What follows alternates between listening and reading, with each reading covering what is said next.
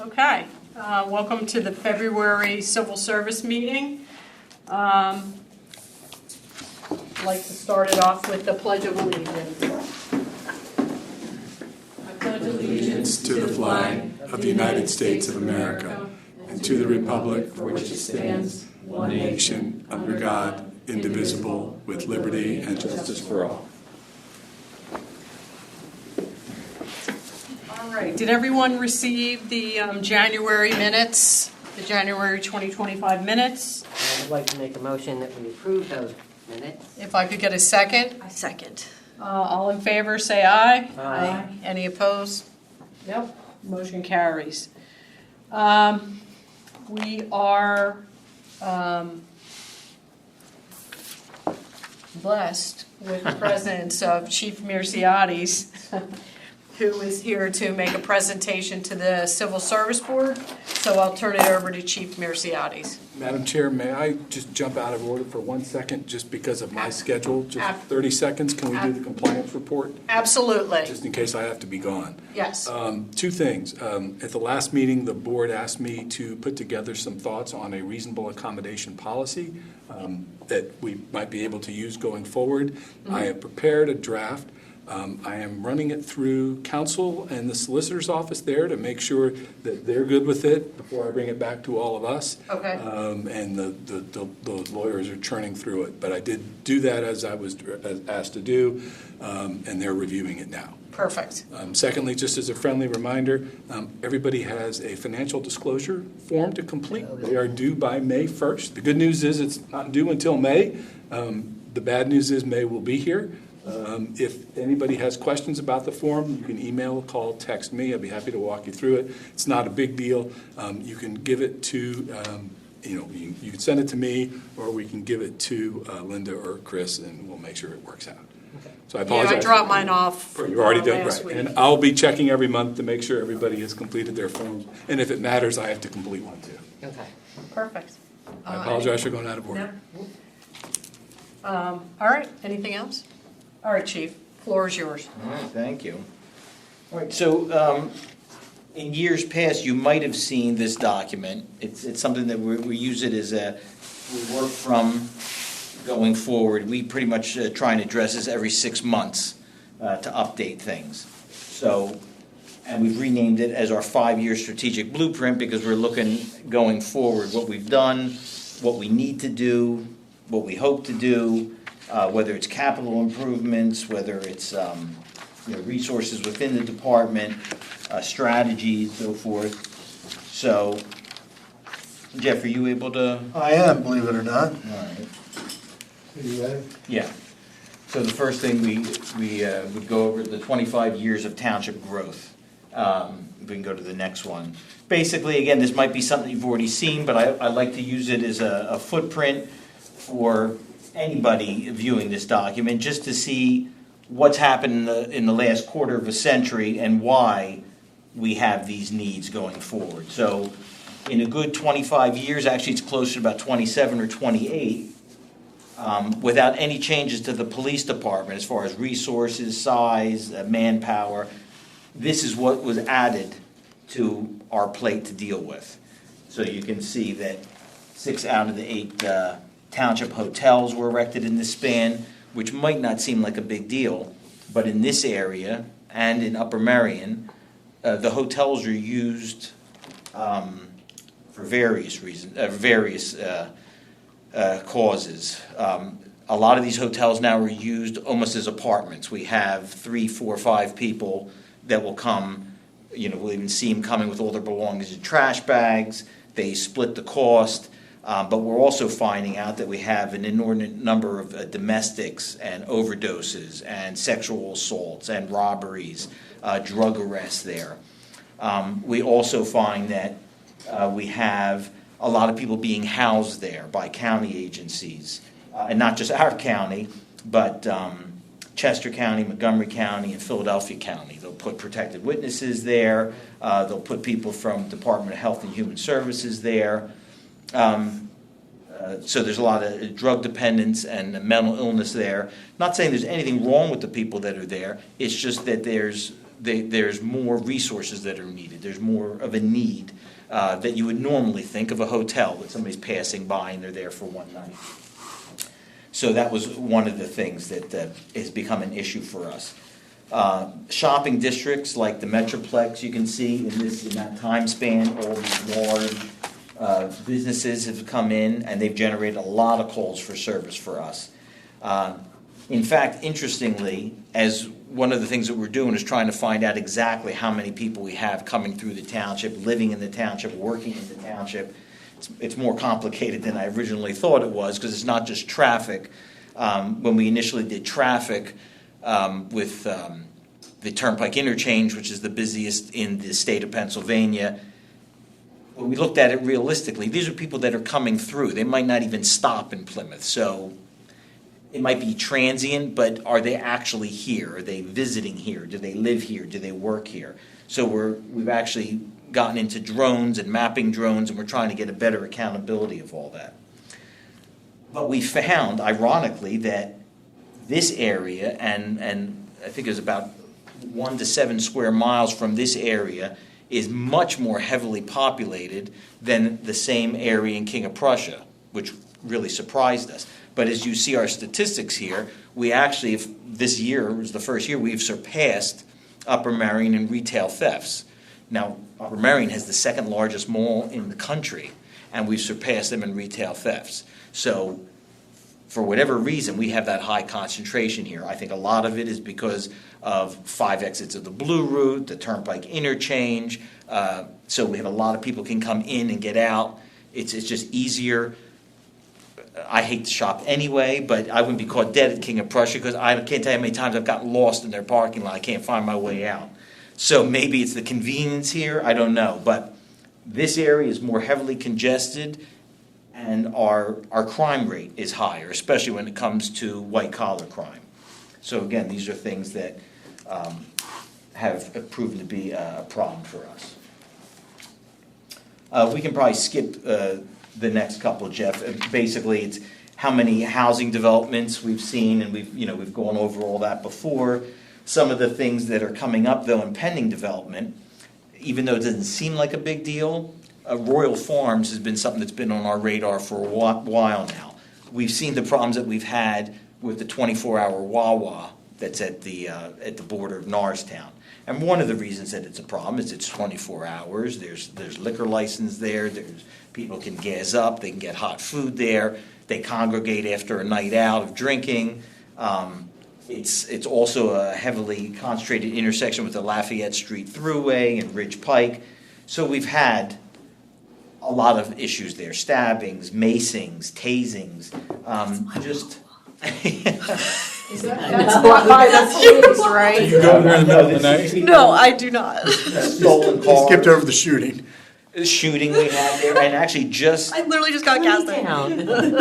I think 1 week or 2 weeks We ago, don't have that in Woodbury. we responded there for a fist fight between two people. They fled just before we got there, got about 100 yards over the border, and one guy shot the other, 3-4 times. And Norristown called us and told us it was ours, and we said, no. They had a fist fight over here. Fist fight here. The shooting is yours. But it just shows that that's the kind of activity that is going on there. I don't know why people still run in and leave their car running, but we had more cars stolen there because we have a lot of homeless that congregate there, that live in a tent city behind there. There's a lot of mental illness because and a lot of drug dependents are there. We've had people passed out, overdosed in the bathrooms. So one of the reasons we have our eye on Royal Farms is because they will also be 24 hours. They will also be have a liquor license. And their location, which Karen would know, is terrible for us because it's right at Ridge and Allenwood, where there is the auto auction twice a week. Where's that? You know that empty lot that's sitting on, that's at, The big turnaround? Yeah. It's like Where the Aldi and The the. jug handle. Behind No, the jug Conselli? handle. Yeah, it'll be right there at the corner. Okay, yeah. But with that auto auction, you have people from out of state, New York, Delaware, Camden. They'd come there, they'd buy these junkers. They would take them up to Ridge and Chemical to the gas station there, because they all had to gas up before they left. And you're talking hundreds and hundreds of people. Well, now there'll be a gas station right there, which is brilliant, of Royal Farms, plus hot food, plus liquor. It's going to be a problem area. And then, of course, it's right along that line of on Ridge Pike, Wawa, Royal Farms, and Andy's Diner is not a huge problem, but it's been a problem. It's the same thing, 24 hours, liquor, we've have, arguments, fights, assaults. So, How's the Outback? what's that? How's the Outback? Outback is okay. We did have the murder there about 5 years ago. Yeah. That wasn't related to the Outback. That's fine. So for the pending development, basically, you can see the only thing that we've added recently is the last thing, the pedestrian bridge that'll be connecting the cross-county trail, something that was just recently not proposed to council. They actually said they've already raised the money. I forget how much it was. It was something like 5 or 10 million. They've already got the money. They're going to be putting a pedestrian bridge at Germantown and Chemical, going from Chemical over. Smart. And then they're gonna, it's not gonna be, it's gonna be part of a much bigger picture. It's gonna, then there's gonna be a trail going through that business center. Through down Victory Office Butler, Complex. Yeah, Yep. and then across into White Marsh, and it's, so they can connect the bike path to the walking Yeah. path. But again, that's just gonna be a large, a good thing. It doesn't always have to be a bad thing. Nightmare. The traffic's gonna be, especially since we haven't even finished with Ridge Pike yet. That's gonna be going on at least till the end of '27. So Are they really putting a Trader Joe's in too? that was, they didn't want to use their name because they didn't want to attract anything, but that's what's been proposed to go in that. They are just putting Trader Joe's everywhere. This is great. And they know that- expect, again, it's because of our accessibility here that they can attract a lot of people.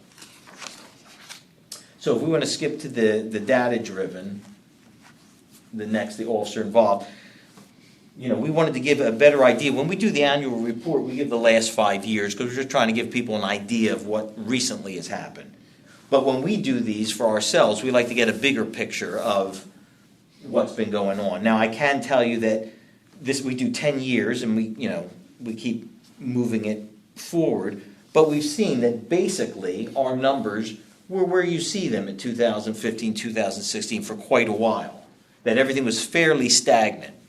And it seems like, the best that we can tell, the only reason that we took this huge surge was after COVID, because you can see we took that drop there, because since we're so transient and nobody was driving, a lot of stuff dropped. But it was after all the social unrest, a lot of the laws changed, bail reform, things like that, we saw this steep incline. Not a lot of other townships have that. Like, for instance, I've talked to the chief in Whitpain, and he says, our stuff has been going down ever since that. I think, again, it's because of, especially if you're talking about, let's say, bail reform. If it makes it a little bit easier for criminals to do whatever they do and be able to get right back out, because we've seen them literally, the stores will call us, this guy just hit us yesterday, or this guy just hit us this morning and he's back here this afternoon. So they're getting out and they keep doing it. So maybe because we're so heavily commercial and so heavily transit, we've seen our numbers go up. It's not scientific. It's the best that we can come up with, though, because we can't understand what would cause this to happen. And as you can see, it continues to go up. Now, there was a slight decline in 2024, but we realized it was only for a couple people that were out for the year that had certain assignments. One of them in particular was a traffic officer, and his assignment specifically was to do details in neighborhoods and so forth. He accounts for over 1,000 calls for service a year himself, which kind of surprised me. So that kind of explained to us the dip. Already in January, we're over 2,000 calls for service. So at that rate, we'd be up to 24,000. So you can see that I fully anticipate we're going to see an increase that's going to bypass 2023. And you can see, again, in only that 5-year period, that's a 51% increase in calls for service. At that point, we only were able to increase by 2 officers. So that's a lot of extra workload with not quite enough resources. So what's the practical impact of that? Is it longer wait times for response times? Is it overtime? Is it getting rid of programs that we used to have? I mean, It's been a little- so many hours in the day, right? Yeah, it's been a little bit of all those things. We've tried to hold on because we've been fortunate that we've made our case to council. And yeah, of course, nothing can be done all at once or quickly, but incrementally, they've worked with us. I increased the department by 2. I'm trying to think. I think by 2022, we increased by 2. This year, we increased by another 2. In my discussions with them, they were amenable to next year increasing by another 2. And I'm going to show you certain reasons for them. I'm not just putting people in there for the hell of it. A lot of it is community-based things. I'll give one example that these two would understand is the issue in their neighborhood. If I didn't have people in highway, enough people in highway, I couldn't dedicate them to do simple things like being there, having a presence, stopping more cars, because our patrol officers are literally going from call to call to call to call. There's no time to sit there. And even if they do sit there, one of the things we talked about was consistency. You can't just go there for 10 minutes and then not go back for a week, because you have to have somebody there, for an hour or so, and it's got to be every day of the week, and it's got to be a consistent, because people need to know. It's almost like Pavlov's dog. They have to know there's consequences. And as soon as you back off for even a week, they start creeping faster and doing more. And that was one of the problems with having this one officer who that was his specific job, not being here for a whole year. That's 1,000 calls. How many of those were in their neighborhood? I can tell you, of all last year, 75%, or no, it was 80%, I think, of our traffic details were on the Conshohocken Road corridor. Not just your area, but on that corridor. And even with that, you still got a lot of problems there. So it's not like it's enough. But there was 1,000 calls for service, so 80% of those, you guys lost. So you can see how important one guy to us is like 300 or 400 to Philadelphia. Mm-hmm. So you can understand how significant that is. Can I ask a question? Yeah. So do you, based on these incidents, do you know, the actual people who, if you end up, whoever's calling or whoever's, creating the problem, do you know how many of those are, resident versus not resident? Yeah, actually, the system that we have, it's Cody, we've used that reporting system to input every possible thing we can. So yes, we can determine whether it's residential, whether it's business, whether it's the same person, and then we even break it further down, like these problems are happening predominantly on Tuesdays around 2 to 4 in the afternoon, and which is really what you need to do in this day and age. You really have to use evidence-based policing is what we call it. Everything that we do is from all the information we input. And that was one of the reasons that we added a person to our records division, because we ask a lot of them. And this gives you kind of an idea. This is constant. I mean, they're tired of hearing from me. It's constantly, update this, update that. I need more information. So, yes, we can pretty much determine anything. And It's in the annual report, arrest by zip code. Yeah, we do have it, right. We have that chart in the other annual report. Yeah. Because I guess that is annoying, right? Your personnel is coming from the taxes of your population of Plymouth Township, but if you have other incidents, it's from other residents in other areas that are coming absolutely. in because it's transient.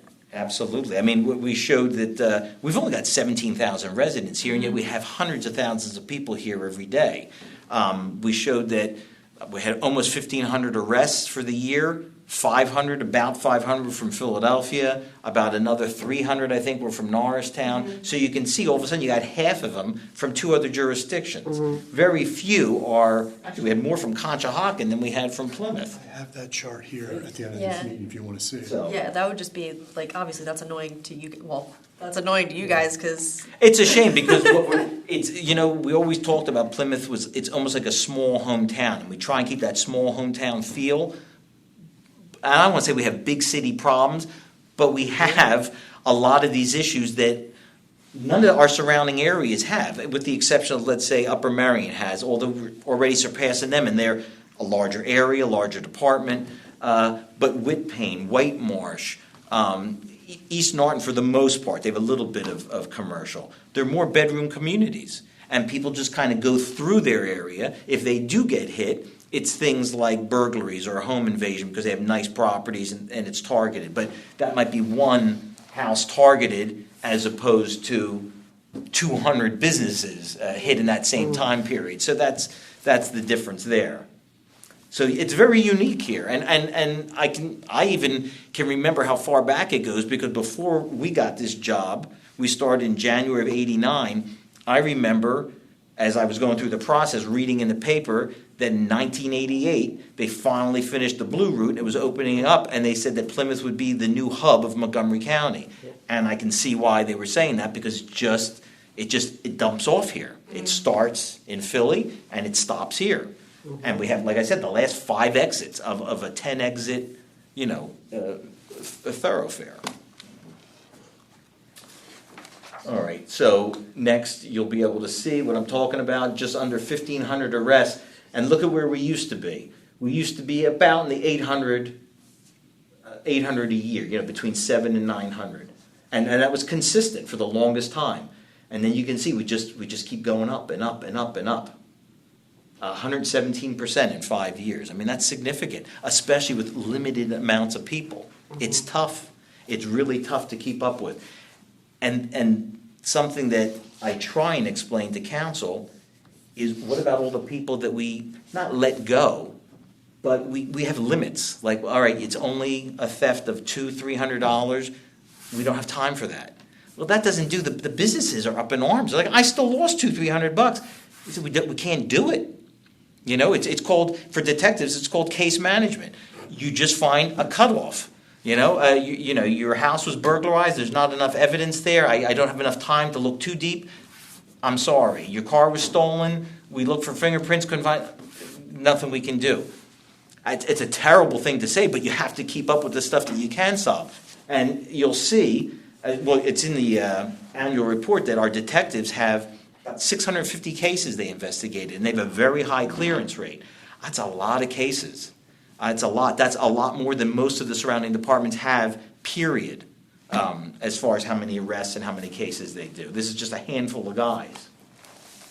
Can I ask another question? Yeah, please. So, when you go to council and advocate for the budget, right, and that's just coming from, general fund appropriations, right? You have to advocate for that each year. It's not like there's a set aside for these businesses, right?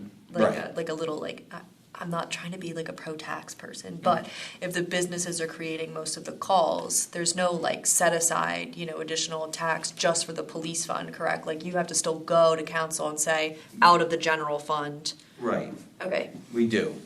And like I said, this council has been receptive. They listen. I think one of the reasons is because we use evidence and we show them. I mean, the money still might not be there. It still might be difficult, but you say you can't afford not to do it as opposed to you can't afford to do it. Because you're not doing it for me or for the officers, because they're busy either way. It's just all the calls that don't get answered or that get stacked or don't get answered for a while. Instead of your response time being 30 seconds, it's a minute and a half.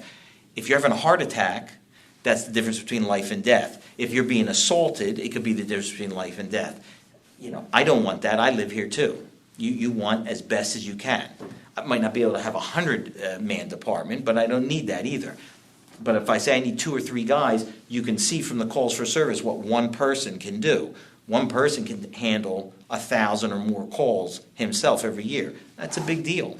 That's 5 calls a day if you work 200 days a year.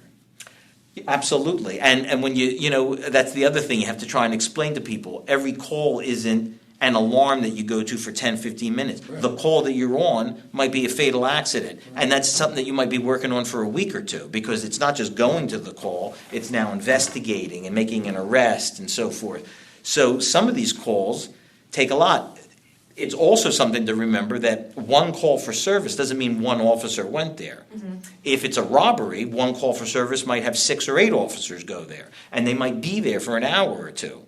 So, there's a whole different process of how many man-hours are taken up by a lot of these calls. And we do have, as you'll see in the next slide, the serious calls. And these part 1 are the serious calls. So look where we used to be, And look where we are now, 148% increase in only 5 years. So this is the serious stuff. And that's as designated by the FBI. You might not be able to read it there, but Part 1 offenses are homicide, rape, robbery, aggravated assault, which is a serious assault. That's like if somebody shot you, burglary, larceny, motor vehicle thefts, and arsons. So that's a big deal if you live here, you know? It's one thing if you're passing through and you're shopping, but if you're here all the time, or you go to bed here, you know, this is what's happening. And you'll see further down where we compare to other departments that surround us, so you get an idea what it's like here as opposed to your neighbors. And if you go to Part 2 offenses, these are less serious, but when you see some of them, they're still assaults, it's still drug offenses, sex crimes, so it's still serious stuff, just not as serious. We had this huge surge. Again, we tried to figure out why, and it was right around that whole time of social unrest, and then we pretty much stayed there, and then recently again, we shot up again. So this is essentially, when you add Part 1 and Part 2 together, that's your crime rate. Those are the only two types of crimes. And again, you'll see that later on, where it'll show you that's how you find out what kind of area you're in, whether it's a low crime rate or a high crime rate. The next one, domestic disputes. Not that that's anybody's fault, but domestic disputes are dangerous for police officers, one of the most dangerous things. And you can see where, you know, that's escalated for us an awful lot. Again, this huge jump. And whereas domestics used to be, you know, you go to somebody's home or you go to an apartment complex for them, now where we're going to them is the hotels where people are living. We're also getting a lot of them in cars. You know, people will say, I'm driving by and there's this guy driving and he's punching this woman in the head next to him as he's driving, or he throws her out of the car, or they're at the mall in a business. So they're not just in the homes anymore. Since we have more people coming here, you see something like this has risen. So it's a violent type of crime that we're seeing increases in. Retail thefts has been the biggest. I mean, you can see consistently we were in the 200 crimes a year range, and now we're up to about 900. And 200's a lot.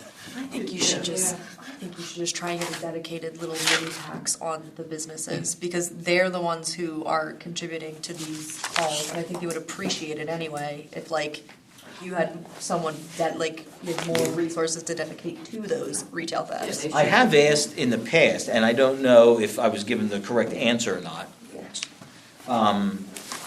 that I said in Upper Merion, now they're a different kind of township, it's a class 2, they can do different things, I don't know all the specifics. But they have places like Merck, where they will pay for an officer and his car, to hire one, and his benefits and so forth. And I was told that, well, that's not something that we can do here. We have actually gone out and made partnerships with these businesses, and they've been very receptive, like the Metroplex. They put license plate readers in their area.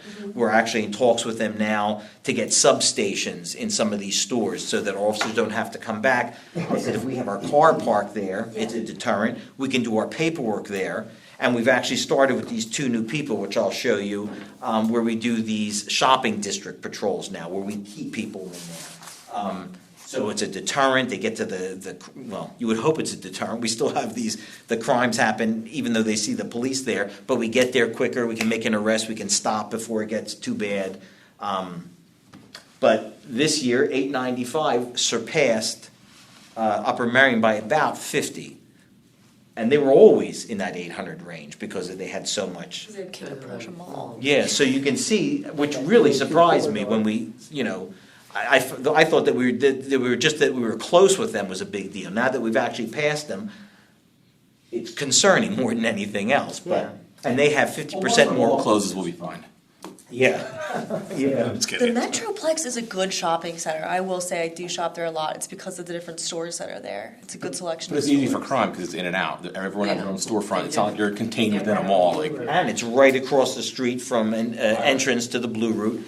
And the mall has picked up a lot. They've changed their whole philosophy. They're not competing with the Metroplex anymore. They've got a roller skate rink in there now. They've got, Legoland, they've got Dave and Buster's, and that was their whole thing. They were gonna make it more of an entertainment spot, and they have been drawing people. And then you got the restaurant, so people do that, and the entertainment. So it's really changed that, and we've seen much bigger volume, and then, of course, many more calls over there. So at one time where that was gonna go by the wayside, they thought, now it's picked up, and they're putting apartments in there, which is gonna add more people, so. Dick's, we have a lot of problems at Dick's Sporting Goods. Which moved from the Metroplex to the mall. Retail theft or like, Yeah. Why? What's there to steal there? I have to go And back after and this. the all stores. Fine. Boscov's also. Boscov's. Who's going into Boscov's? I go to Boscov's. Boscov's and It's the only thing I can afford. I can't afford to go to Dick's. Burlington haven't Coat seen Factory anybody gets in a decent Boscov's. amount too. Coat Factory. I don't know, it's not so much, I mean, I don't think there's anything wrong with I it, should go. but there's just a lot of activity in those stores, and there's a lot of people that hit them. Less Maybe employees.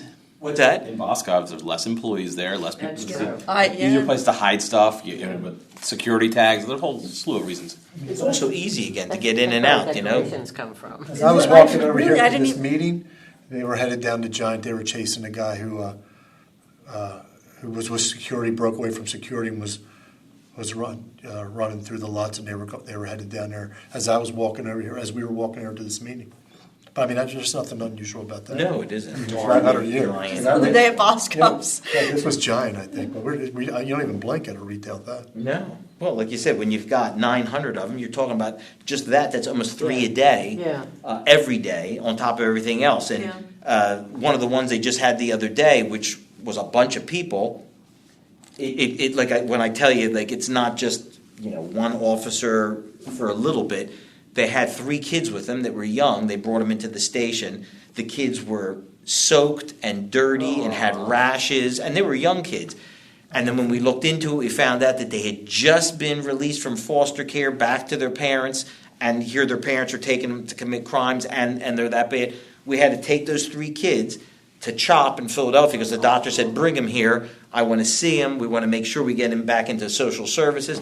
So it's a whole thing for Yesterday. It was yesterday. Yeah, I mean, it's terrible.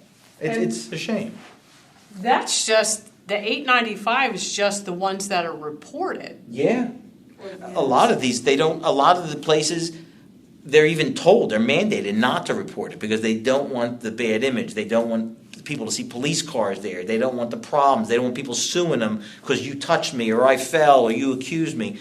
And you'd be surprised how many, of those that happen. So the problem's much bigger than what's Oh, yeah. reflected in the numbers. For everything, right? Yeah. For everything. Well, now I know why Domestics. there's always cops at the Metroplex. Oh, yeah, it's They're always, they're always like chatting to each other. Now I know. Yeah. It's a hot spot. And they're adding. Criminal activity. They're adding in there too, because now they talked about the Metroplex. They've got all that parking, and nobody parks in the middle of the Metroplex and then walks. So now they're talking about they're going to start putting restaurants and stores in the middle, which makes sense. But again, it's just more activity, Yeah. more stuff to draw on. So if you go to the next one, mental health. Just again, it shows you the big spike. I think after COVID, a lot of that was, there was just a lot of homelessness. There was a lot of people that didn't deal well with the whole COVID thing, or being isolated from people. Well, we had that huge jump, and then we've kind of stayed up there. It's been an issue, and it's tough. One of the things we did to address it, and I'll mention a little bit later, is that social service liaison that we did, and we already signed a contract, and we should have somebody. We're hoping by March 1st to actually start with that.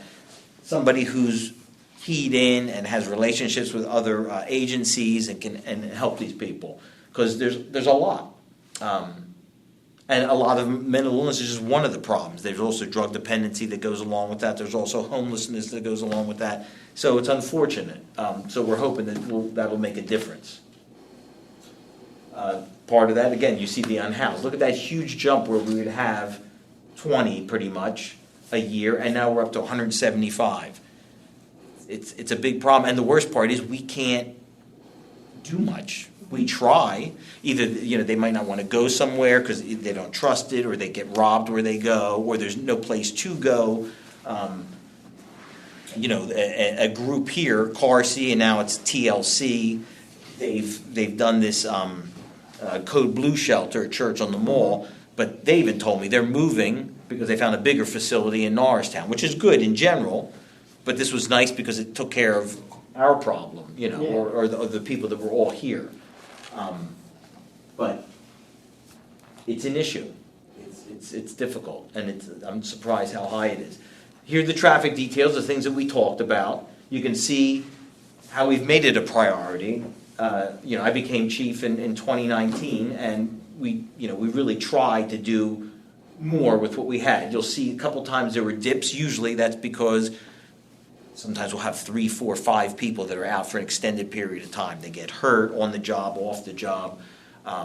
But we anticipate seeing that now, especially with that officer back climb, it should surpass the 500 mark we're anticipating. And that's part of what we want these extra people for, is things like this, because traffic details affect a lot more than just traffic. You know, we go into the neighborhoods where our residents live. You know, it's one thing on Ridge Pike and Germantown Pike, there's only so much we can do.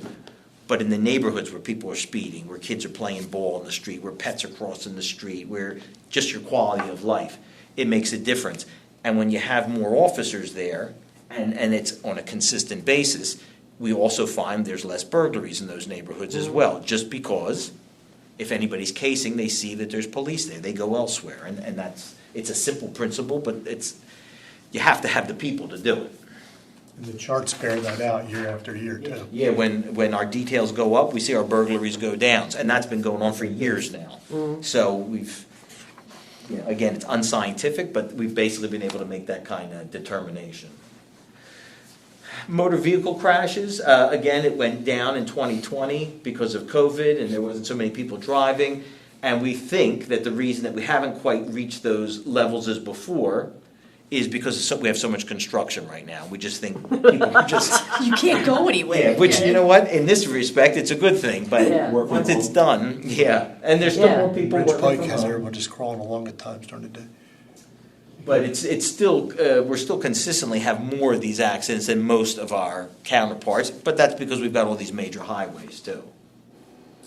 Driving under the influence, we think that those numbers, for a couple reasons. One is we made a concerted effort to address it, and what we try and do here, and I've heard this from chiefs in other departments too, that there's always a high visibility when they come here. They always see the police out, where sometimes they go to other places and you just don't see them. Not just going to calls, but purposely. When you see a police officer sitting somewhere, we tell them, if you have paperwork to do, if you just want to monitor what's going on, pick a hot spot, be visible, sit right there, let people see you. They might think that you're wasting time or just drinking coffee, but regardless of what they think, they slow down, or they say, there's a cop here, let's go somewhere else. And that's the whole point. It's just preventative patrol.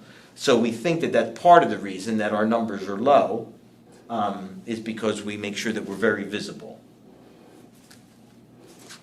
And then assessing neighboring municipalities. Unfortunately, what I have here is incomplete because we can't depend on everybody else right now. This is supposed to come from the county. It's already February and they still haven't put out their statistics, and they hate us because we're constantly calling them for this. But if you go skip, you're going to have to actually skip a couple. You have to go to the next one. You'll see that at least in years past, you see that we have been higher than anybody around us. I mean, even higher than Norristown, even higher than Upper Merion. Both are agencies that are 50% bigger than us. Norristown has a lot more violent crime than we do, and Upper Merion has a lot more commercial business than we do, and yet our numbers are still higher. And in fact, when this is done, you'll see this will be the third year, but for the first 2 years that they made these statistics available, we've been number 2 in the county out of 50 agencies as far as how high our numbers were. And behind Pottstown both times.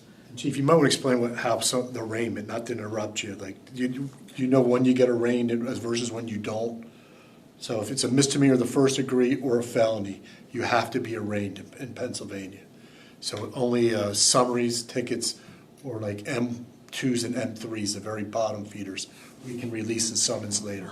So moderate to serious have to be arraigned, and there's exceptions along. Which makes you realize when we say serious crime, Arraignments are for the serious crimes, the more serious crimes. So we have the more serious crimes here. This is not just us going out and looking to, we're going to cite somebody. We want numbers. We don't want numbers. We've changed everything we do. We've changed our how we deal with nuisance drugs like marijuana.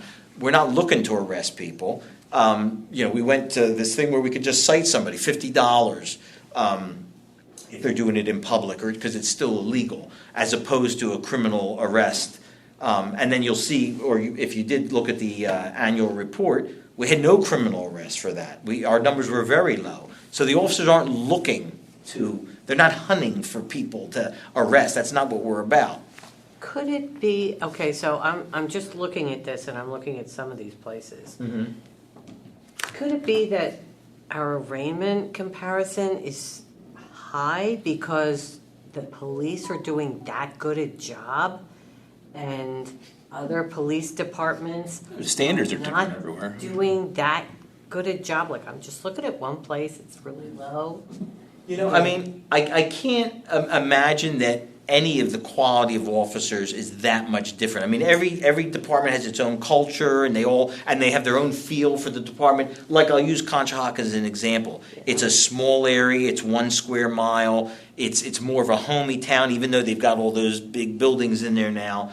But realistically, other than we were surprised that with their DUIs, that there was like no DUIs or accidents, that you've got all those bars and you got Fayette Street. Yeah. But I can't believe, and we worked with cops from other jurisdictions, that they're a bunch of bums or they don't do. No, I I'm don't. not saying they're a bunch of bums, but what I'm saying is that, is it possible that Plymouth's police are just doing a better job? I mean, we do have the cream of the crop, that we are doing a better job of policing than, Well, or they're they're overcharging. I feel like that. Not really, but The Yeah, truth I for mean- stuff like this is, that we're that bad. I mean, most of what It's the we volume do of is we respond. It's reactive as opposed to proactive. So when you see these numbers, it's not that we're finding people that other police aren't. We're just getting a call. Right, Like we're when he going says, out. Yeah, but we're just, so somebody's already committing that crime or somebody's already reporting it. So it's just a matter of getting there and physically getting them. But other than that, it's. But that's what I mean. I mean, we're responding where maybe other townships, it's taking them They longer. may have priorities in terms of what their manpower they can Right. do, this versus Right. that versus that. I mean, retail Yeah. theft, I'm guessing Do it's you not know as a what huge of an the issue. call volume is between like Norristown and Upper Marion? See, that's the one thing that I've always had a difficulty doing comparisons with.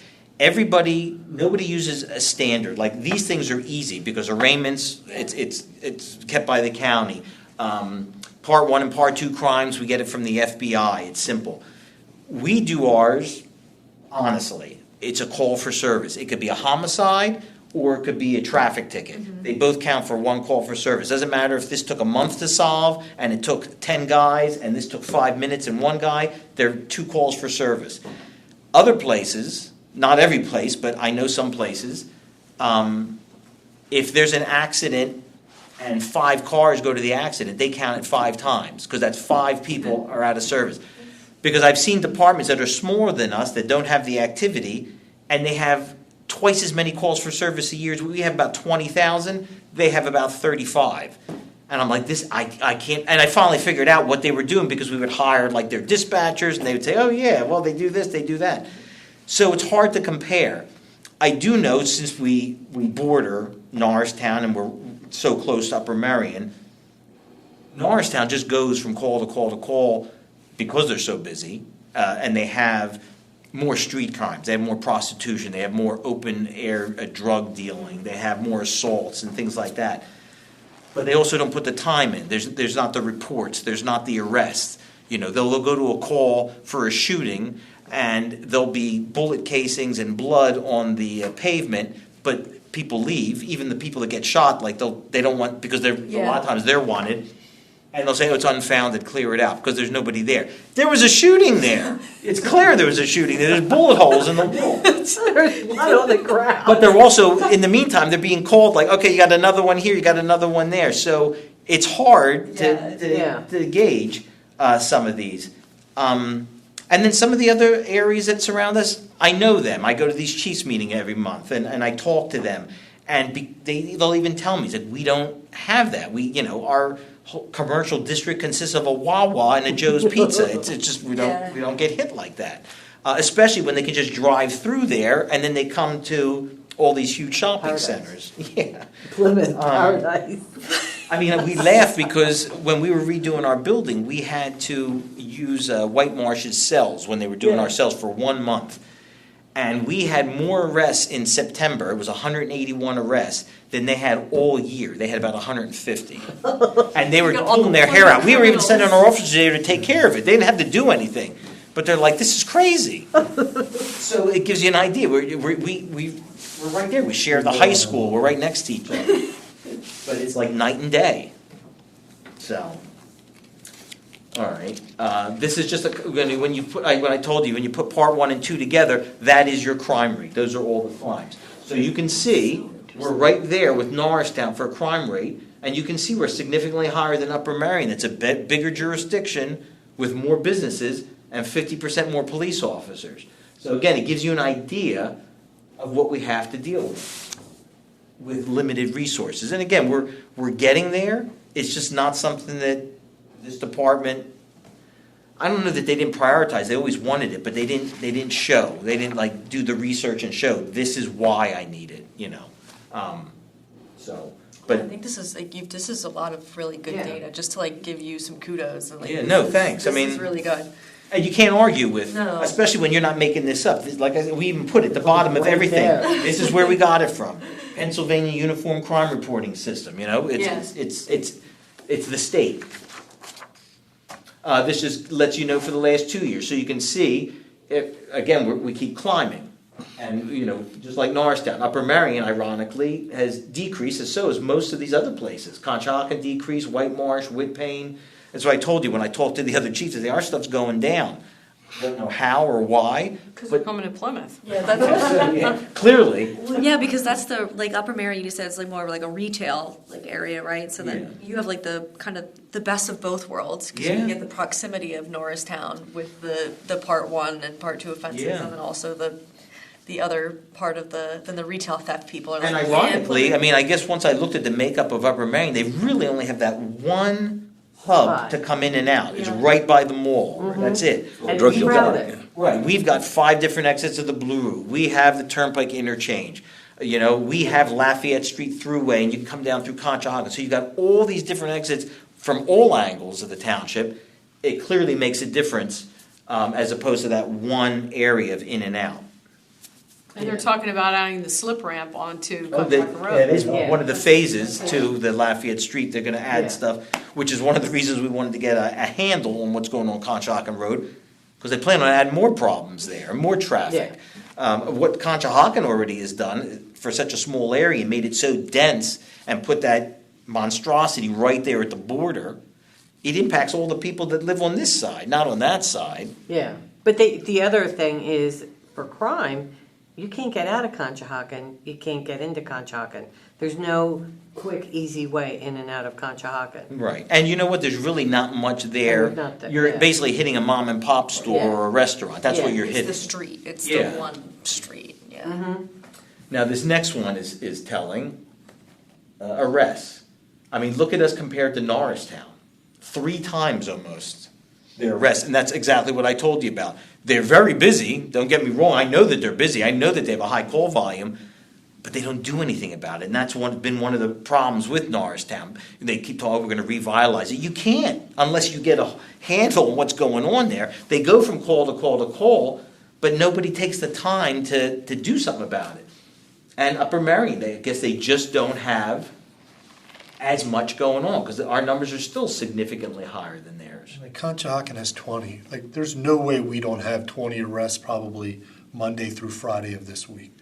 There's no way we will go this week, Monday through Friday, and not have 20 I don't arrests. think there's any month that we have. I know, I can tell off the top of my head, we arrested, on the top of my head, 9 people in the last 2 days. That has to be like the mentality of the department or the township? Because, I mean, you can't, saying. bar fights, there's whole Conshohocken domestic one makes issues, no sense. accidents, I mean, what's that? I don't think the Conshohocken one, especially with the bars, like those are only 20 arrests. That kind of makes no sense. So that, I guess that's a mentality of we just don't arrest people. I mean, that's. Well, there's also, when we talk about cultural differences, now maybe because it was always a small town, maybe at one time it was a quiet town because you didn't have all those big buildings, but Karen probably remembers this, the stories that you hear, which I think is still true today, where if it's lunchtime, all the cops, and you're only talking about 3 or 4, all come back to have lunch together at the station. We don't even let 2 people get together you got to ask for permission to call out to eat. Most of the time, if you're eating and something happens, all right, put me back in service, boom, I'm going. But there is no, let's all get off the street and do that every single day. So either there's nothing going on, or more likely, you're just not finding stuff. Yeah. And I'm not saying look for people doing something wrong, but you owe it to the community to go through their streets, because if somebody is targeting their house or their car or something, you owe it to them. That's what they're paying you for. Expect you to work, that's all. Work doesn't always mean arrest, but it means work means Right. work. Yeah, it means getting out. We tell our guys that all the time, and you see it in our traffic tickets. Our traffic tickets from before I became chief, which were around 6,000, 6,500, are probably like down to 1,500. Because what we told them was, and we did the research to make sure, we're not looking for you. There used to be, they'd say, you got to get 10 a month at least. I'm not looking for people to give them tickets. What we say is we want activity. If you see an offense, stop somebody. But the act of stopping somebody, first of all, makes them realize, all right, I'm being watched, makes everybody else realize, the police are here, let's slow down. It has the same effect. And when you saw our statistics with our accidents, clearly our accidents didn't go up because we were giving, 1/5 the tickets. So there wasn't that correlation between you got to give these people tickets, it's the safe thing to do. No, it isn't. Or you stop one person who doesn't have insurance or inspection or a license and you give them 3, 4 tickets. They can't afford it to begin with. I mean, you're really just piling on and hurting that person. That's not what we're supposed to be doing here. So we got away from that. We're not looking to hammer people. And if we thought we had to get people to slow down or to make something safe, yeah, we would. But that hasn't been what we found to be true. That's the way it was when we came on. But I can tell you last year and the year before, but last year, 75% of all car stops resulted in a verbal warning last year for Plymouth Township. 75% were verbal warnings. Without any Roughly. adverse effect. Nothing bad came of that. It didn't. We didn't get a lot of accidents. We didn't get any, a lot of fatal. It didn't happen. So clearly that's not doing your job. It's just a different way of policing. Yep. This just shows you over a 2-year period. I can't understand Norristown's at all. The only thing I can tell you is last year, for just not even that whole year, they had that new chief. And Norristown has always been playing with their numbers. They've had chiefs that haven't been there more than a year or two, and they're trying to make themselves look better. So I don't know what to make of it. We keep saying, are you sure that that's right? Because I can't. Less arrests means less crime, right? Yeah, well, and that's what they're trying to show. And it's not the case there. There's a UCR game that you can go to assault. If you call it a disturbance, it doesn't make the chart. So sometimes a new chief will come in and assaults will become disturbances, and they can say, look, our assaults dropped by 20%. No, they didn't. What dropped by 20% is you misclassified 20%. So I can honestly tell you, whatever our stats are, they are. If the chief has to come before, I'm going to speak for you, he has to come before you next year and say, I can't explain why this is through the roof, but whatever they are, they are. And when it's good, Well, it's if you good. keep all the stats, that means something else is going up. You're lowering one, but then the other one goes to the roof. But we don't make assaults disturbances. I just don't. The Conshohocken one makes no sense to me I'm at all. like, There are people what do you drinking think every close enough like to- Friday. Now, I can tell you, ironically, although he's an internal, they have a new chief. Yeah. Who's internal. Is that a reason? Did they change the way they code things? We do things the right way, but not just because we're trying to be virtuous. I mean, you're supposed to do it the right way. You do it the right way. But what good is all this evidence-based stuff if you're skewing the numbers? So the only way for us to tell where the problem is, how do we fix it, is have accurate information. And it's always been known that police don't control the crime rate. I could have 100 cops, the crime rate's not gonna go down. It has nothing to do with that. It has to do with a lot of things. It has to do with poverty. It has to do with, a lack of opportunities for education. It has to do with a lot of different things, not from the police. So it can go down a lot. You can't take all that credit. It can go up a lot. You can't take all that blame. There's other reasons for it. You just have to keep changing, roll with the punches, and try and do, figure out the best, way you can. This I believe, but I don't. Here's know. your answer. If you look at the next chart, we might as well. Again, look where they went from. How do you go from 369 to 2,220 in 1 year? That town would be like burning to the ground. So again, a new chief was there. I have no idea. Maybe all those domestics were assaults or worse, so they made him a domestic instead of something worse. But everybody else you can see is fairly consistent. Yeah. We went up a bit, but if you look at our numbers with Upper Marion again, a larger place with more police officers, it just shows that. They need some marital counseling in that town. Yeah. Yeah. So, and we keep asking them, and we're still making sure, because obviously we don't have all the information. Are you sure this is right? But either they don't put enough into it, or it was the fact that they had that chief, and the numbers are terribly skewed. So, now here you see retail thefts, where Oh, now that's not right. well, for these other places, now the only reason East Norton has any is because they do have that strip Yeah. there on Germantown Pike. They do have some Yeah. commercial. They have. But Norristown? Where are you gonna? Well, you know Yeah, what? we get Again, some all they of have the is small they have like towns. Stop and Shops, that kind of stuff. They Yeah. don't have, or the shopkeepers don't report it, or they do and the Yeah. cops don't do anything about it. I don't know how nobody's stealing in Conshohocken, but God bless them. Yeah. Commission moved the country, doesn't it? Really? But you can see. Well, I like thought I said, wasn't Hachi until I looked up. Conshohocken is pretty much Fayette Street with about 100 yards off of it in You should either. let the criminals know about this. This is. Yeah, they should go to Conchi. Yeah. But yeah, so you see. I just had. I think you just went twice, if you go back one. It just shows you 2 years. So you can see Upper Marion and us both went up, but they only went up by 20, and we went up by 170. So if that keeps up at that rate, which I showed you how it keeps going, we're gonna by far surpass them. But, We gotta get nicer stores. That's all there is. and there's more coming. I mean, there's more, Yeah. like you talked about Trader Joe's. I love Trader Joe's. It's gonna get hit a lot, just like, Giant gets hit, so I'm sure Trader Joe's is gonna Oh, get yeah. hit. So what's our involvement, I guess, preventative? Is there anything in training of the community or the stores and there's got to be something there to stop before it even happens or. We do talk to them, but it's been tough. It's been tough over the last few years because those corporations mandate for all their stores, you can't approach people if you see them. You have to go get a manager first if you're an employee there. So you can't even say, you can't physically stop them. You can't accuse them. I don't want you calling the police unless you're absolutely sure or they have already walked outside the door. Technically, if you have something. It's like. If you take something and put it in your jacket and you continue to shop, you've already shoplifted. I mean, that's it. But they'll say, no, we'll take it another step. And I'm not going to say I blame them. I get it. They're there to make money and they're afraid that it's going to cost them people. But there's no way to counter that. We tell them, please call us as soon as possible. Don't wait. I'm not allowed to. I get it. You don't want to get fired. You have your stuff. Chief, can I piggyback off Yeah. you real quick?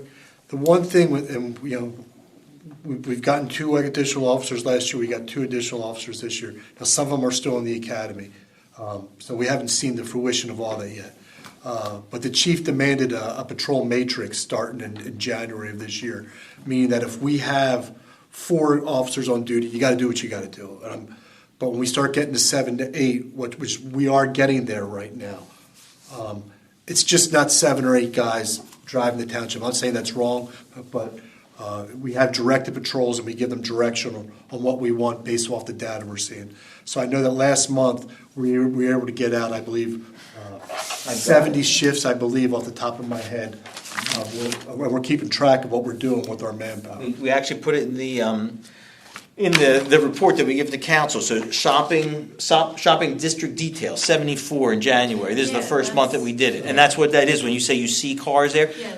That's your zone. You're at the Metroplex. We'll even tell them, park your car at one end and go into each store, introduce yourself, give out your card, talk to them. If you have anything today, give me a call personally. What I'm trying to do is get some extra cell phones for whatever officer works there and say right on the back of your car, give it to him. Say, I'm here. If you want to call me directly, I can get here in 1 minute as opposed to goes to the station and they dispatch it. That kind of stuff. So we're looking at different things. What does it result in? Probably more arrests. So the numbers will go up. But also it helps the businesses because they're like, at least I get my stuff back. At least these people might be deterred from coming back. Well, that's what I'm thinking. Well, We it's might just- get, it's what we we do. might get That's what, like 1 year where it's really high, but then people are like, oh, maybe Plymouth isn't Nirvana. Maybe we need to move on. When you have that, if you had extra calls, would you then have to have the officers like track that call because it's not coming through like the normal dispatch line, so you don't actually. Yeah, oh, yeah. Yeah. Yeah, they'll still do a report on the call. Yeah. If they initiate something, they still have to do a report, it still Okay. generates a number. But just about 3 weeks ago, I was telling the chief, they called out that a guy was running out the doors of Target, I believe. It was about 3 weeks ago. And one of the young guys says, I have him in between the two sets of doors. And I just asked him, and I'm like, is that just by luck, And he goes, I was on one of those directed patrols by my sergeant, and I happened to be in the lot when the call came out. So is it luck? A little bit of luck. Is it directed patrol because we have the bodies to do it? It's that also. Now that's one success story, but that's what we're looking for anyway. Yeah. And we did this starting in January. Yeah, and that was like the second week of January. And I go, oh, that's one. And we don't even have these guys yet. I mean, when we say we hire 2 guys, one of them's in the academy. We have 1 female's in another academy from December when we hired her. She just started.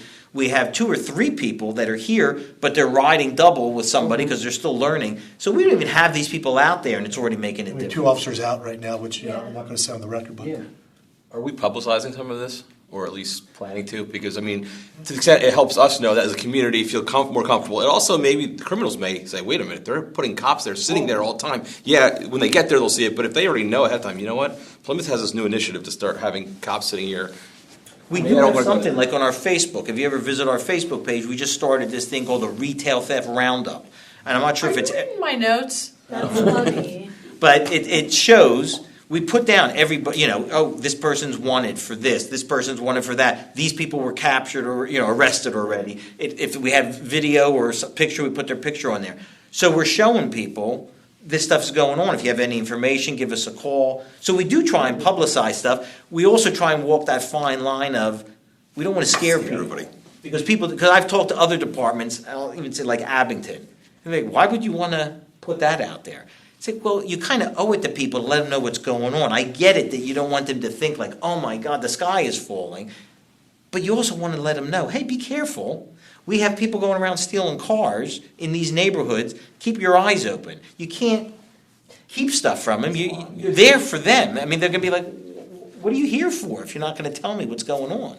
The car theft thing is something that's popping off on the Facebook groups. Yeah. It's been a lot of that. it disappeared for years. When we first started here, we used to take a stolen car a day. And then for years it dropped, and now it's, Now we were up to like once a week almost for cars. And Or like tires. oh, that's a whole nother thing. That's Yeah. even more. Sometimes they go to dealerships and they literally load up a whole car carrier and take it away. Because we have so many dealerships, we have Yeah. legitimate car carriers come Yeah. in. We don't know when it's not a legitimate car carrier. They come in, they load it up, and they go. Yeah. And you don't find out till the next day. That's pretty smart though, on the Oh, yeah. criminal's part. All right. Again, the motor vehicle crashes, our numbers have gone down a bit, which is not a bad thing. I think that they're going to go back up a bit. But it just shows you, besides Upper Marion and Norristown, where they don't have all that construction right now, it's still significantly higher than the surrounding departments. And it's an obvious reason, because we have those major thoroughfares, and you just get people going faster. I mean, they're going faster on Ridge and Germantown than they would be going on smaller roads in White Marsh or backward. Yeah. And then it just gives you, ironically, we had the exact same number for both years. We checked it like 5 times to be sure it wasn't a mistake, but driving under the influence. So you can still see our numbers are pretty high up there in comparison with others. That I think a lot of it is that we're out there. Some of it we deter from years past. There's only 6 in Conchi? Yeah, that is not That does real. surprise me because That they've is got all the not real. bars. Yeah, they've got all the bars lined By the up. time you notice they're drunk driving, they're already outside of Conchi.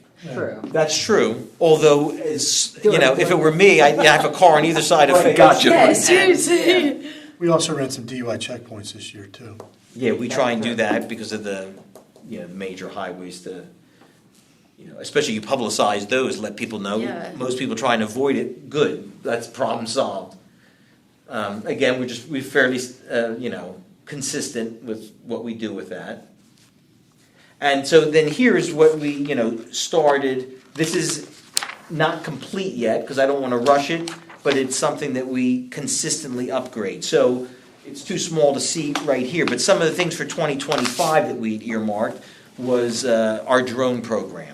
Just trying to keep up with the time. So we're trying to update our drone blueprint for field usage. That's one type of drone, and that was for lost children, dementia sufferers, and suspect tracking. And then there is also a different type of drone, which is called a mapping drone. So that technology we're looking at for crash diagramming, crime scene schematics, and emergency management support. So again, it's not like it was 20 years ago. There's this diagramming can all be done with lasers and, crime scenes. It takes pictures of everything that you might not see otherwise. So that's one big thing we're doing. It's ironic because we just had this building done, but all the things that we asked for, they nixed to save money. So one of the things we did get enough money for is we're going to start with the female locker room to upgrade it. We've already got 5 female officers, so we're making sure that we have 10 lockers in there for the future, and we're going to make them nicer. I mean, more, to be able to lay their vests in, to stay clean, and their boots, and then the following year we'll take care of the guys. We are not satisfied with our emergency management structure here, which they kind of took away from the public safety director, which is me. The fire marshal heads it up, and he answers to the code enforcement director. So we and the fire, yeah, I know. The fire departments aren't happy, the ambulance chief isn't happy. So what I decided to do as public safety director is we're going to start doing some of our own things to make sure that we can properly handle, like they've been saying, like they have to handle things like natural disasters and stuff from the trunk of their car out in the field. So we're going to be converting my conference room into a command center where they can have, we've already got a screen up there, radios, phones, we can handle it like that. Jeff had just gone and we actually, through military surplus, got 2 huge generators for whenever the power goes out. I mean, things that should be done and are not being done, we're just taking it upon ourselves. So we've already invested in some of these things, and we have phases that we'll continue to do over the years. So if there's a flood down in Mickeytown, I don't contact you, I contact Chris? You can always contact me. Because if you want somebody to answer, contact me, and I'll make sure that it gets done. I don't think that would be a good place to go. No. With this social service liaison, this is something that we'd earmarked for this year, and the only reason it hasn't gotten off immediately is, well, one reason was we didn't budget for it until January. We had to sign contracts. The initial person changed their mind. So they're talking to some other people. We want to make sure that it's a good fit, but that's going to start soon. I think it's something we're kind of excited to hear about, whether it be numbers or anecdotally, like as to how it goes, because it's something interesting out there in terms of I think so. ways of policing or not avoiding policing. Frankly, Yeah. solving issues you don't have to worry about cops and. I mean, we've even made sure with this new building to make sure that we had the right setup. We made one of the offices a double office. We broke down a wall. And we put a couch in there, I put a TV in there, I made sure there's cable so we can have stuff for the kids. We're going to put posters up. A soft room, a room for, for victims, for people that come in that, a little fridge in there. I mean, just things that it's for people that are victimized or kids whose parents had done something. And that's going to be also the area that person will use. So they don't feel like they're in a police station. It's There's a much more feeling of comfort. Yeah, girl coming. And then two of the other things for this year was we're just, again, trying to, add some final touches to the department and honor guard for some of the events that we do, funerals, parades, special events. And then the issue is substations we talked about. We talked with the mall, we talked with the Metroplex, the places that we're at the most, trying to actually be able to have an officer have an office One down there. in Cunningham. That'd be good too. We're there a lot, so that's a good one. So was it like an RFP, like for the? And you can see here for 2026, Like we're talking about mail locker rooms to do. for companies to. Downstairs in our basement, we made sure to gate off some stuff. We want a training room. We're actually looking into finding somebody who writes grants, because usually they write Yeah. grants and they take a percentage of it, so it pays for itself and then some. So we're looking to get a firearm training simulator. Ironically, Conshohocken has it. This is a very expensive piece of equipment. Crime over there. What do they have? Where did they get that from? We have one at Tech if you want to use it. No, and that's terrific. The thing is, we can't use the county. They don't have much. They don't, you have to fight, not just with other departments, but with the FBI that's in this area, with state police that's in this. So we wind up having to try and do whatever we can for ourselves so we can train our guys. And then everything else that we do, self-defense, to help us de-escalate, the tasers and so forth. So we need new equipment, just mats and things like that. We're going to expand our license plate reader coverage. We're going to try and do that every year just so we can cover most of the pertinent parts of the township. Staffing is going to be something that I plan to deal with in this budget for next year, to get 2 more people specifically for these shopping district preventative patrols. And our motor unit, I want to upgrade our motor unit. It's been sitting for a while. We got to get some new stuff. We use it a lot, and it's not just for show. For this township to get around, you need it.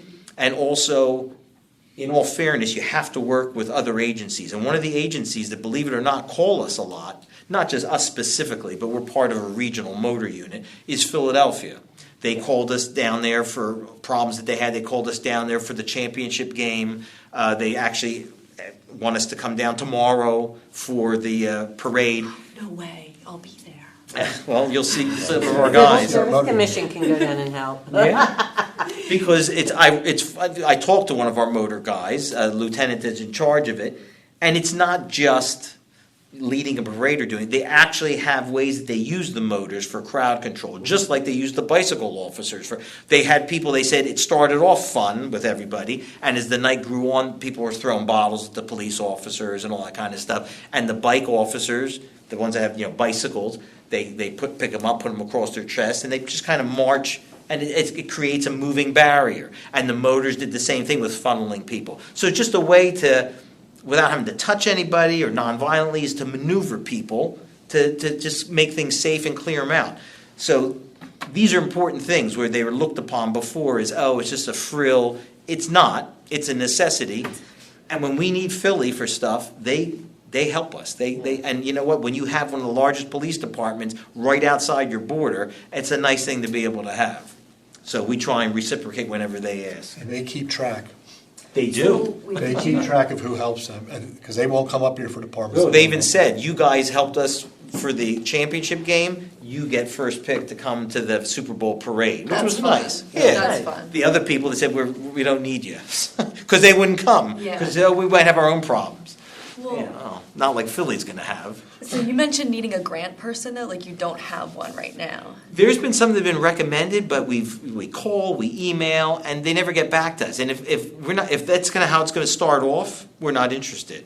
If you know anybody, or if that's something that you do, We've talked about this before, grant running is Yeah, a big no, problem. I'm just surprised that it doesn't come through the township manager's To office. be fair, he just got sworn in like Yeah. Monday. But like and they that's- had somebody, the Yeah. township manager had somebody, can never get him. They Yeah. gave us a cell phone, a regular phone, and his email. Never got back to us. I said, I'm not using the guy if it's this big of a deal. Yeah, So So hopefully this new township manager has better, I'm surprised there's not a dedicated staff person. I would have liked that too. Parks and Rec. I mean, Yeah. there's so many areas where we can use Yeah. folks. Parks and Rec apparently has their own person, Okay. but not on staff. But we haven't been able to get a hold of her. Right, That's- like outsourcing is not like, and then this person is going to essentially pay for their own job when they end up. Yeah. I mean, they're if from you, the township if it's something manager. that you do or have information, maybe sometime we could talk about it, because it could be a pitch that I make to him Yeah. about this is something we should invest in for obvious reasons. I mean, that's the kind of position that pays Yeah. tenfold for Yeah. itself. That's why I was surprised when we talked about this before. I didn't realize that you guys were using third-party Yeah. contractors. And it's been very inefficient for us anyway. We've Yeah. got nothing out of it. Because I've had my staff do it, and we don't have the time to do it. And we don't have the knowledge to do it. People who know how to do it, they're like, it's like this, like they know exactly what they're looking for.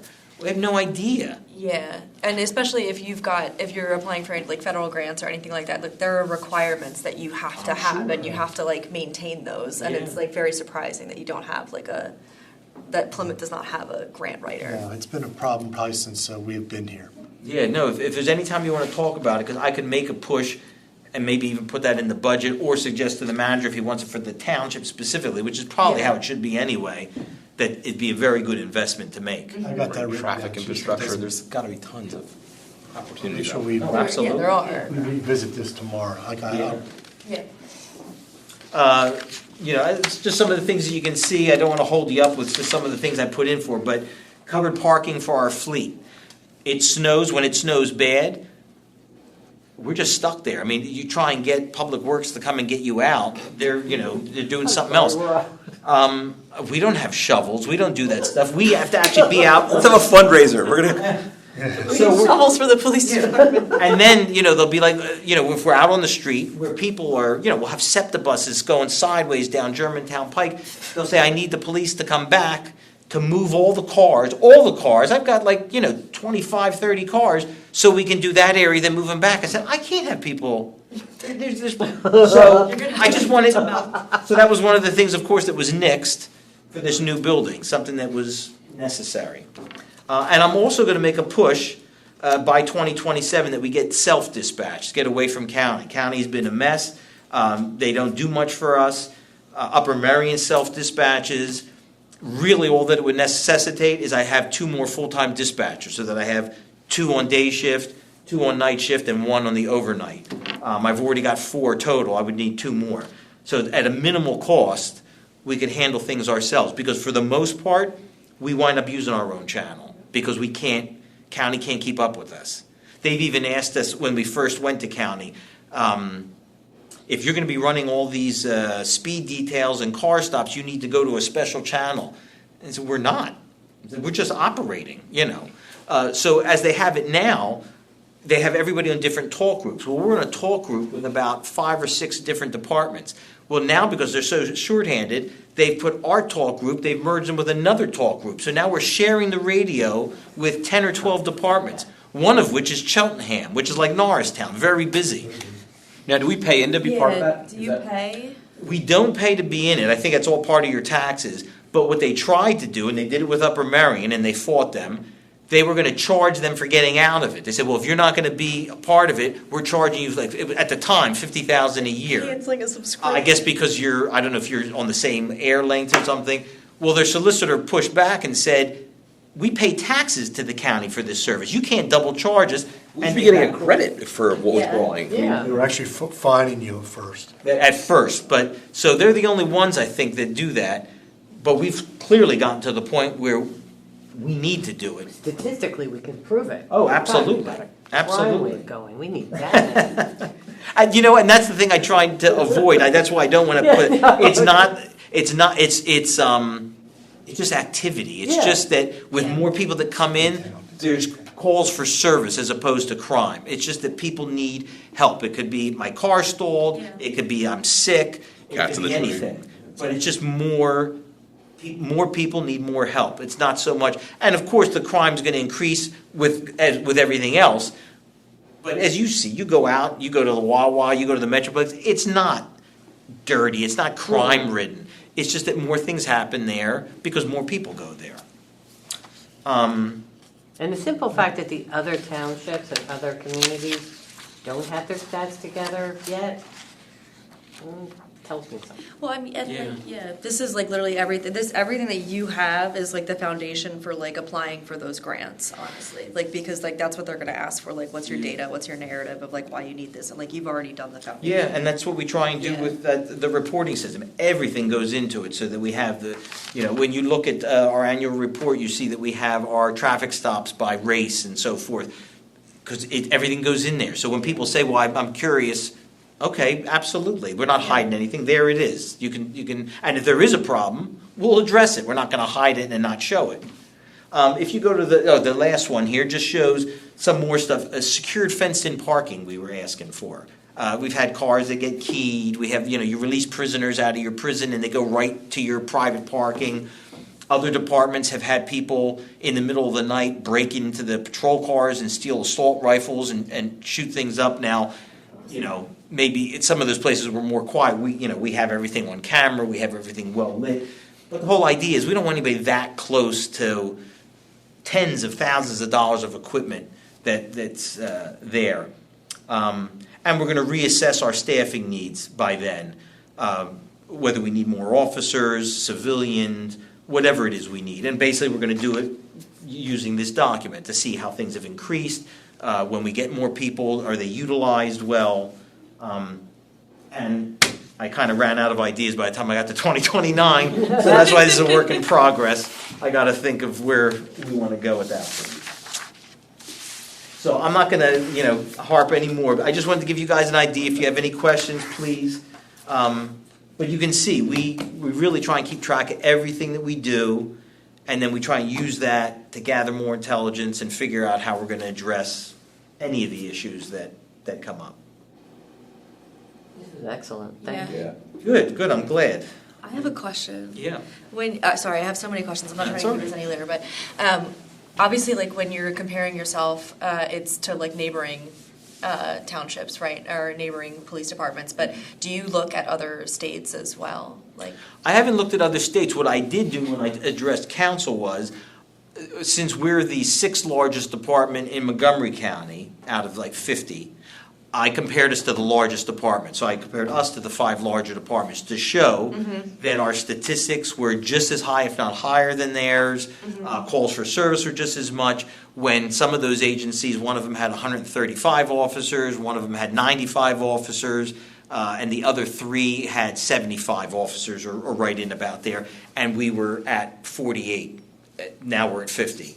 So I tried to, I'm showing them, like I said, I always got pushback from the old manager about CPU, the community policing, like almost essentially like it's a joke. They don't do anything. Do you really need it? PR.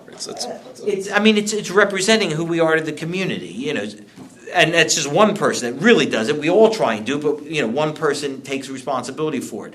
And I compared them to these other departments where one department, Abington specifically, which is a 95-man department, had a 7-man CPU unit with a lieutenant and a sergeant and officers and civilians. That's the way to do it. Maybe it's too much here the way we have it set up, maybe because they're so big, but you're going to push back on one person or say that you don't believe in some of the trinkets and things that we have that we give out. We give them out on purpose. First of all, it represents us. People have our stuff. It shows pride.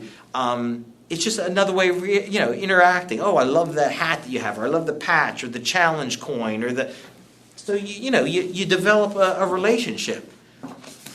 So I tried to keep it within the county just to show we're all kind of dealing with the same people, the same problems. We're all working under the same district attorney, that type of thing, and trying to explain in that way.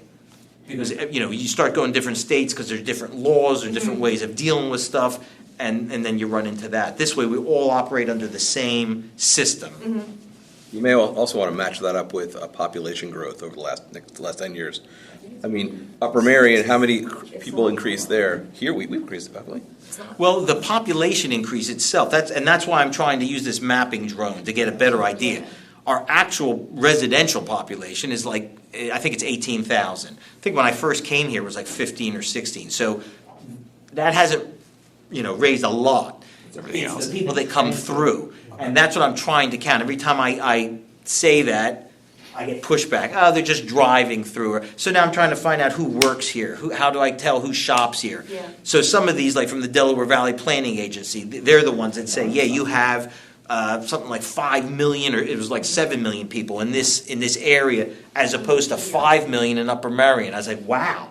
That really surprised me. That's the kind of stuff I want to show them, that it's very concentrated. You don't realize it. And the fact that we keep this acting and feeling like a small town community is huge kudos to the officers that work Yeah. here, because you don't see all that stuff that's happening. And that's good. You shouldn't. But you should also know it's being taken care of. You Yeah. know? That's the magic, yeah. I think it's just so difficult because obviously like the fund is coming from taxes that are local, but then you have the transient people, so then you also have to find like the township manager has to find like another solution as to, get a dedicated source of funding, because the more businesses are just gonna have more people coming in. Yeah. And finding a permanent solution to housing, or, the lack of housing. No, absolutely. And it's tough. I know I that they think they try are and do gonna that come. when people are asking to put in communities, or, and I go to the meetings, I hear them, I say, well, this is supposed to be high end, and maybe we could do this, and maybe do that. They're not even coming close to what they're asking for. Yeah. They're asking for people that have nothing.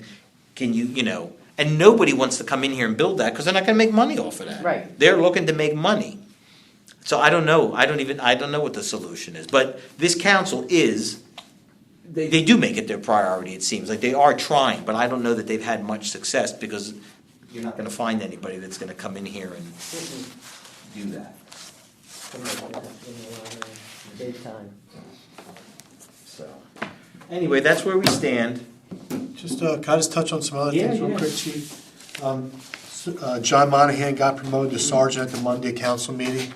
And the other thing that this board had asked was, we host a Citizens Academy every year, and you mentioned that, could you set up a meet on Thursdays? Yeah, if they could just cycle 8 through. May. 8th, the May 8th. I think with that Citizens Academy, we got up to like 13, I think we capped it at 15 people. I think it's gonna be the biggest class we've ever had. That starts March 13th, I think. But the May 8th class, they happen to meet on Thursdays. That class is gonna come in here. We may, during those Thursdays, meet at the Chiefs Conference Room, because they may have this room, we'll figure that out. But they're gonna come before this board on May 8th to see what you guys do. And something else we'll try and do as we get closer to, I guess, June or so, when this last officer graduates the academy. I'll try and get like the last handful or so of brand-new officers, so you can meet them all at once, just to keep up with who's who, get to, ask them some questions, let them tell you a little bit about themselves, because there'll be quite a few. I mean, there should be at least a half a dozen Yeah. since the last time you guys met. I like to try and do that as opposed to bringing them here one at a time, just so you get a chance to, get a feel for everything, shoot some questions. Yeah. The very diverse group, I mean, from different places. Some have been officers elsewhere, different experiences, different ages. So it's all good stuff. And we really have, I mean, you guys know, because you've been part of the testing process, of the last, you know what, I think I even had it written down here. Just how different, diverse of a group we had. I have so many papers here. Oh, let's see.